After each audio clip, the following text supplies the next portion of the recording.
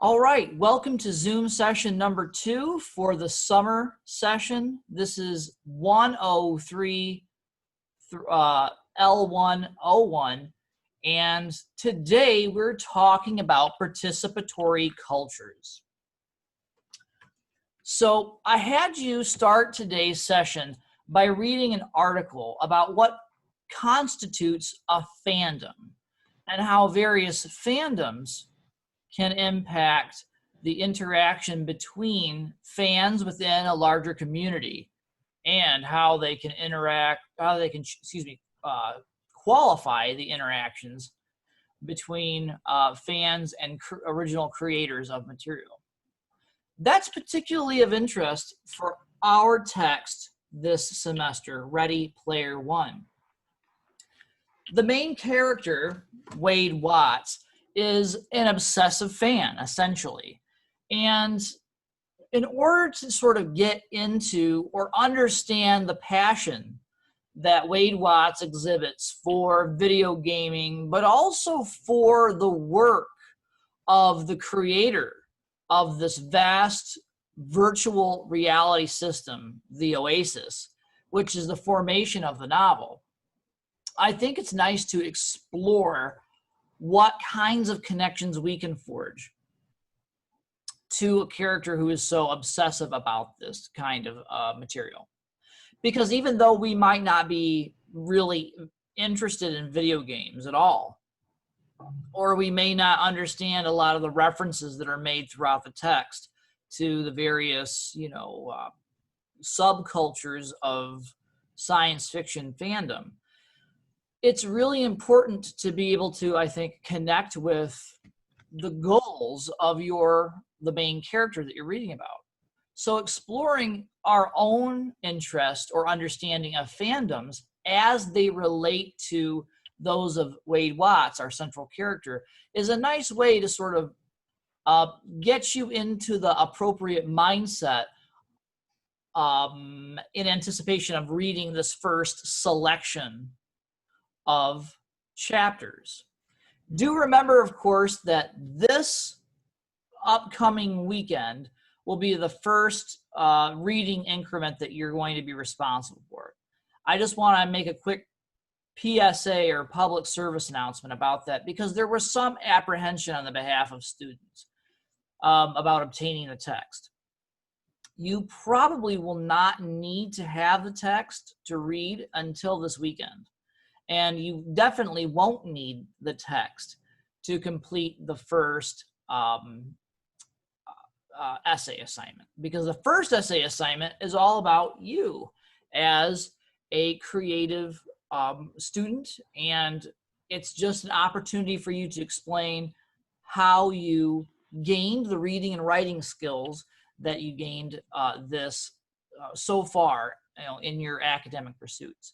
That's why I had you complete the the weekly discussion writing about that same subject. This is kind of a warm-up that you could use to refresh and review where you've come from, starting at point A and then arriving here in this course. So I'll be eager to see what you all have to say in those essays. Now, while I don't have a formal component today, I have set aside some of the time that in that 100 minutes of meeting, 40 of that goes to Zoom, another 15 goes to just the reading that you did in anticipation for today. And then the rest of the time you'll have available today just to edit, write, and process some of those essay assignments. A number of you, I think half of you, have already submitted a version of a draft for that assignment, which is excellent. I'll get to work on that real quickly. But remember that you have not only today and not only tomorrow's class, but all day into the late hours of the day on Thursday to complete that first draft. So we'll have a lot of time to write about that. Okay, that's my sort of spiel for today before we get started. Any initial questions about any of that?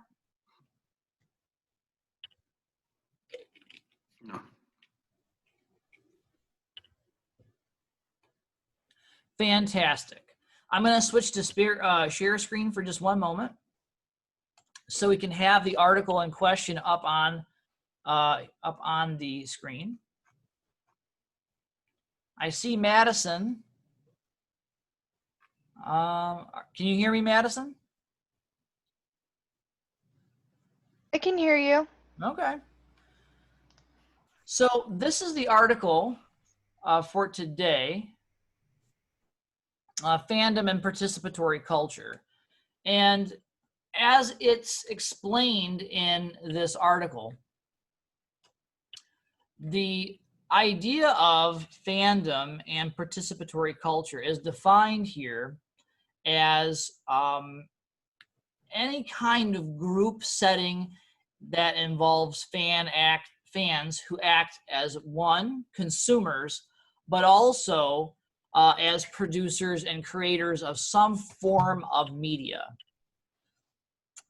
Now, the authors go a little bit further by giving a definition that was developed by Jenkins and others, in which they identify 5 specific traits of media fandom.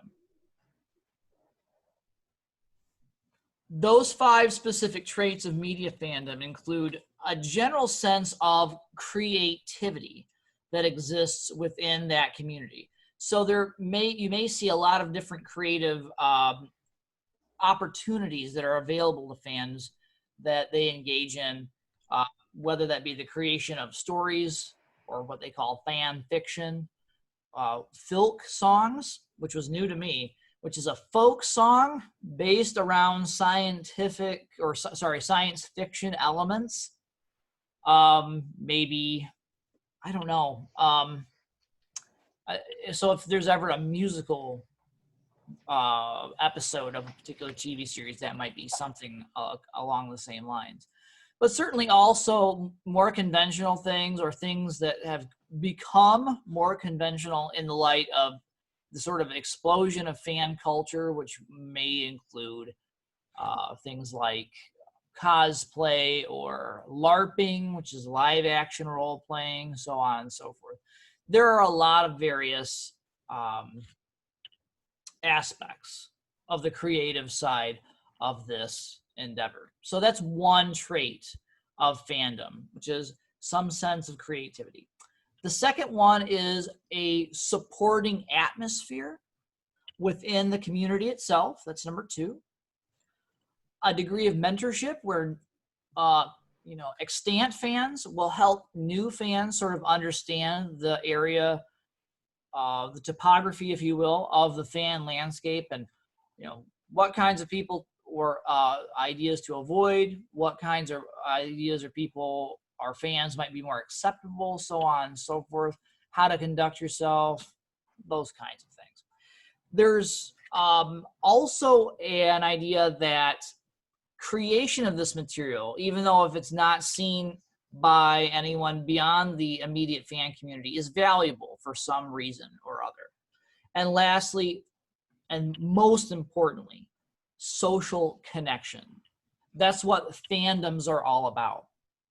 So as the article points out, fandoms don't only extend to science fiction or media-based fandoms. You can see fandoms operating in, I think, probably the biggest group of fandoms, if you want to consider it that way, would be our local and professional sports fandoms, right? Now, a lot of times we think about sports fandom as being extremely acceptable and very mainstream. But there are always, going back into sports fandoms, those fans who identify themselves and they want to stand out in some way, shape, or form. Really, really traditional examples of sports-related fandoms can include activities like something as simple as brandishing a jersey with your favorite player's number on it, and maybe even their name. So you might see someone, I'm Chicago Bears fan. That might be great for some of you. Maybe it's a boo hiss moment for others. I don't know. But if I want to wear, a jersey with Gale Sayers' number on it or something like that, obviously I'm not suggesting that I'm Gale Sayers. But what should take place, or what should be inferred, is that I think Gale Sayers was a great player, or I thought Dick Butkus was a great player, or I thought Brian Urlacher was a great player. And I was happy to have those people represent my affiliate sports team. On the other extreme of that particular dynamic, you have people who will go to a Chicago Bears game when it's, in the low 40s and the lake effect wind is coming off of the shoreline, and they'll paint their entire body into a bifurcated shade of blue and orange. And they'll be out there with, nothing covering their skin or something like that, except perhaps something to maintain their modesty. That's obviously a very extreme reaction to a sports scenario, to a sports fandom. But we have that dynamic range available in all sorts of fandom communities. So I've been talking a lot. Let me pause for a moment and sort of just go around and take a informal survey about what you would classify as your specific fandoms. Does anybody feel like they'd like to start with that, or should I just go in order?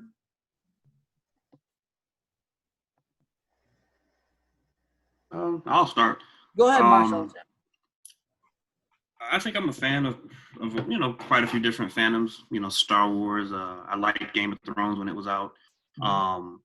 I would say that I haven't gone to like any conventions or cosplayed or anything like that, but I keep up with it enough to like know what's going on in mm-hmm. in the fandom, I guess you could say.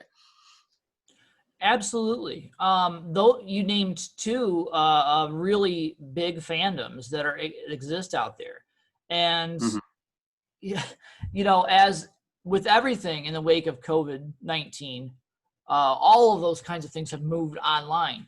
So when Game of Thrones was in the midst of its fandom, and I was late to Game of Thrones. I basically shotgun mm-hmm. watched all 5 seasons in anticipation for the last season,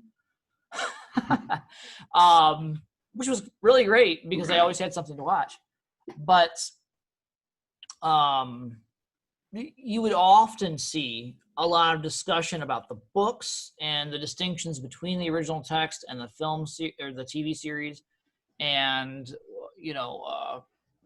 that dynamic again has continued online now that the show has ended. A lot of people have gone back to the books mm-hmm. while waiting for more material. So that a lot of those conversations have moved online. The same thing with Star Wars. We just wrapped up another trilogy, and now the speculation is rampant that they're going to try to do yet a third trilogy, and that a fourth trilogy, and that shows like The Mandalorian continue to be very popular. Sorry, go ahead. No, I was just agreeing with you. But yeah, two extremely good examples of participatory cultures and fandoms. You can, if you were so inclined, at any random convention, find people who are probably dressed as or represent those in particular fandoms. And again, you'll have people from every extreme involved in that. Madison, how about yourself? I've got a Madison and a Maddie. So Madison Balling, I'll refer to you as Madison for this particular session.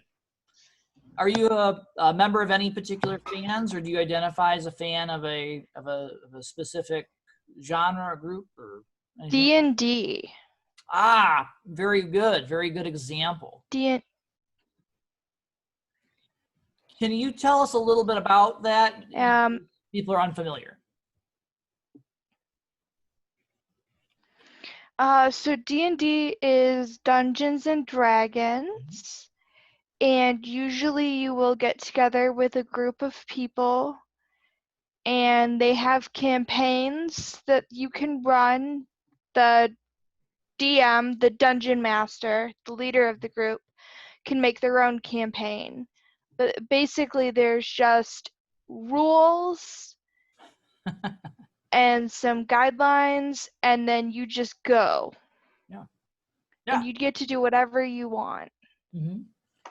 And Dungeons and Dragons is, well, that's something I personally don't have a lot of background in. It's extremely important to understanding the development of how the worlds of this book are built. That's not to say that it's exclusively based on things like science fiction fantasy. It's not. But that's a big component of the idea of games and why we gather together in fandoms and why we gather together to play games. As you so accurately pointed out, Dungeons and Dragons is based around or evolved out of a pre-existing fandom, which was to reenact various military campaigns from the past using miniature figures. And a lot of men with advanced degrees, and it was not exclusively men, but it was, especially in the beginning, there were a lot of men involved. But they had advanced historical degrees, and they really enjoyed working together in groups to demonstrate how these advancing armies would have attacked one another and how the whole enterprise would have unfolded for historical reference. So what quickly evolved as we got further into the 20th century was a sense of boredom with that kind of repetitive retelling of these historical battles. And there was a fiction-based module of the rules, as you referred to them, that was released. And it was very popular and took off. And so that's how role-playing games and tabletop games began to evolve. Now, that's an important wrinkle in the development of the context of our novel, because role-playing games sort of laid the foundation for the modern video game. Even if the video game itself isn't by its nature a role-playing type of game, that's where the groundwork for the development of a story that you play through, or a scenario that you play through as represented by an 8-bit or a 16-bit graphic character. That all began with these sort of tabletop games. Now, in between there, you had some other early elementary computer-based games, which were text-based.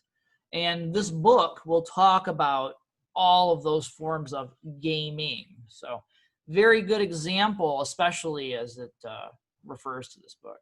Then Maddie Fuller, how about yourself? Any sort of fandoms to which you subscribe or which you feel that you're a part of? I like to follow the Cubs. Excellent. Yes. And I don't know if did you see that moment in All Stories Are the Same, where they brought in and referenced the Chicago Cubs? Yeah, I did. Yeah, perfect example. And you talk about a fandom that has a strong basis in connectivity from one fan to the next. The Cubs are a great example. I think maybe the Boston Red Sox experienced the same sort of thing just a few years before. But when we were, in the midst of the World Series fever, it was great to see basically the entire city of Chicago come alive. Even White Sox fans, I suspect, were rooting for the Cubs in that run for the World Series. And why not? It was an incredibly exciting series of games. I thought it was wonderful. But even within sports-based continuity and fandoms, you see relative extremes of that sort of thing. It ranges from I own some Cubs paraphernalia to, I attend every game at Wrigley Field, and sometimes it goes beyond that. So I think it's important to understand that fandoms take on a lot of different looks, so to speak, in terms of their individual foci of interest. But all of them tend to have those same sort of descriptive elements. And again, they are some creativity components, whether it's making a sign for a particular player, a sense of community support, mentorship within that community, a belief that what they do, what they produce, or how they interact with that fandom matters. And again, some sense of social connection that people form around this idea. Now, I couldn't have queued this up better. So thank you, Maddie, for being the person who was our sports-related fan or expressed your fandom through sports. Because I want to ask you, and then I'll invite everybody to participate in this level of speculation. Why do you think sports fandoms in particular are so powerful? Any ideas?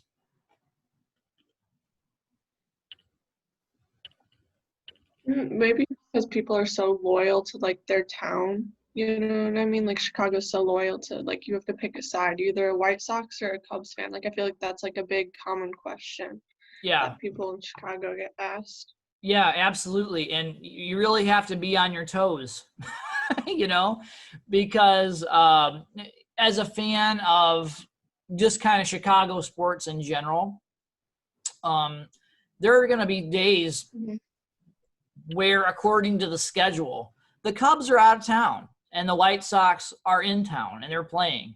Or a Cubs game is not broadcast in a particular day on a schedule, but a Sox game is. Not often, but there are those moments. So it's kind of odd to feel like you might be betraying one for the other in that moment. But you're definitely correct, depending on what side of town you're on or where you're at outside of town, you may run into a Cubs fan, or alternatively, you may, be in the presence of a Sox fan who will question your loyalty. And then, heaven help you if you pick the wrong one. But I think that's it's a really good point. It's to some degree linked to your personal and regional identity, right? So just like the idea of baseball teams identifying a particular region, various other sports programs will have greater or less regional emphasis. For example, I never really personally expressed much interest in hockey, but living just outside of Rockford, the Rockford Ice Hogs, when that team was created, took off and is still quite a phenomenon in this area regionally. Whereas I was a fan of the Rockford Lightning, if anybody remembers the Rockford Lightning, for many years. It just never, it was never sustainable for some reason or other. I don't know why that was the case, but I would always, I got a lot of free tickets to go see the Rockford Lightning, and I enjoyed every game that I went to. I don't know why they didn't take off, but So sometimes there are regional distinctions and differences like that. And there's also a sense of tribalism that grows up around a sport.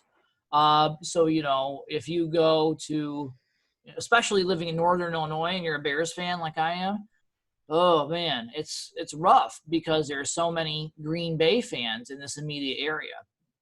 Whereas if you go even 30 minutes south of Malta, where Kishwaukee is located, or 30 minutes south of Rockford, you will notice there are fewer and fewer Green Bay fans, because once you get into the heart of the state of Illinois,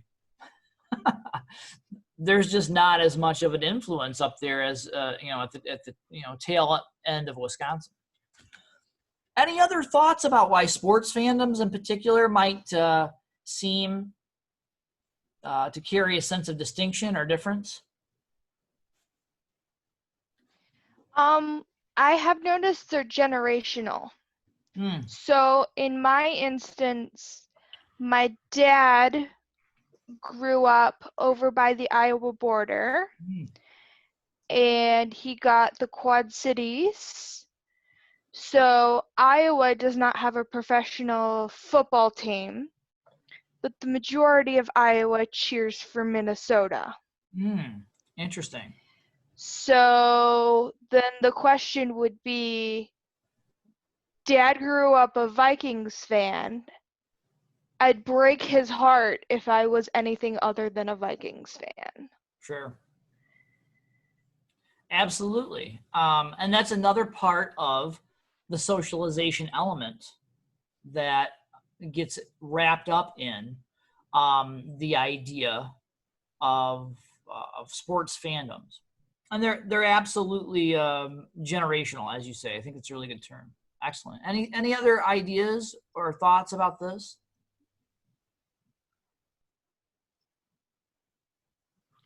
I was just going to piggyback off what you said about the tribalism, especially like with, you know, colleges. Oh yeah. You know, I think especially with colleges, it's definitely you know, because you pick that college, and it just, I don't know, it creates a sense of, you know, I guess camaraderie, and you know, the rivalries help it out too, you know.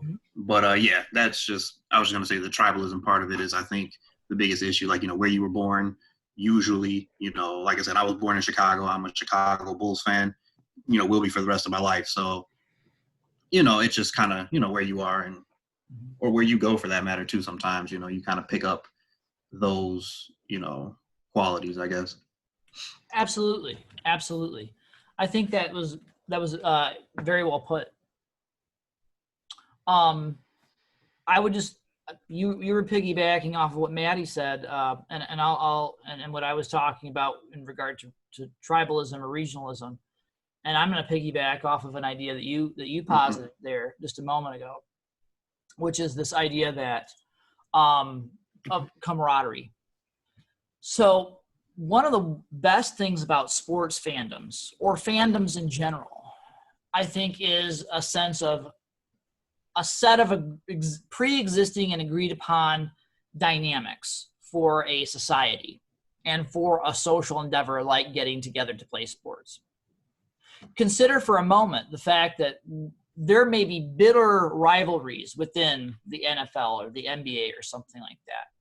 But when the teams come together, right, you know, if we're going to watch, you know, the Chicago Bulls and the Trailblazers play, we understand that there may be some bitter rivalries between players, or there may be some rivalries due to a bad turn that one team got in terms of penalties or something like that. Well, no one shows up to the basketball, you know, arena with a hockey stick and a hockey puck. Right?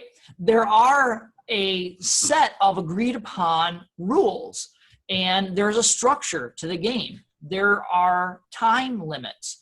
There are assigned baskets that both teams select. There is a sense of fair play within the structure of a game. And that's a big part of what constitutes a well-organized society, is that we're able to come together and sort of exercise our social anxieties, our local anxieties through the endeavor of sport. And then if you extend this idea into a fandom or a creative fandom, it enables people, fans in particular, to formulate various aspects of their identity along the lines of agreed upon behavior. So I think in some ways that's one of the most powerful things about fandom and about sports fandom in particular. It's this concept that as a group or society, we're able to sort of organize our thoughts and ideas along the sense of a pretty set standard of principles. And I think that as you get into the discussion of the book, you will see that the reason our protagonists are more successful than the corporate enemies that they compete against is because they seem to have a more genuine sense of collaboration that develops between them. So that's my theory. We'll see if your reading bears that out. Okay. Any last thoughts? I would like Go ahead. I would like to point out people do show up with hockey sticks and hockey pucks at the United Center where the Bulls play, because it's also where hockey plays. True. It's just maybe not at the same time. Right. Yes. Right. That's what I meant. Not at the same time. And I wouldn't know how to react if somebody brought a hockey stick and puck to an actual basketball court. They'd probably get checked and make sure they're feeling all right. Okay, very good. Any other thoughts or ideas about this topic?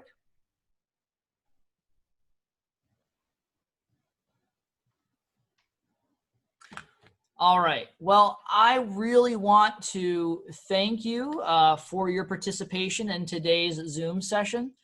I'll give you a little fuel for thoughts as we get ready to start the reading of the chapters in this novel. One additional reminder, not to be too bothersome about this, but when I mentioned that in the syllabus, I want you to read for this weekend, the first 4 chapters. That unfortunately does include chapter 0. This book has a weird chapter 0 sort of starting as the introduction. So read chapter 0, chapter 1, chapter 2, and chapter 3 to constitute the first 4 chapters. That's almost all I wanted to talk about for today's session. We'll have another session at the same time tomorrow to wrap up things for this week.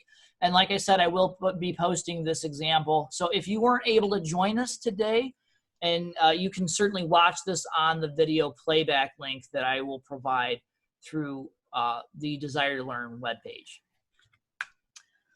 So unless there's anything else, this is Mr. Fowler officially signing off. Until next time, remember to think critically. Bye-bye, everyone.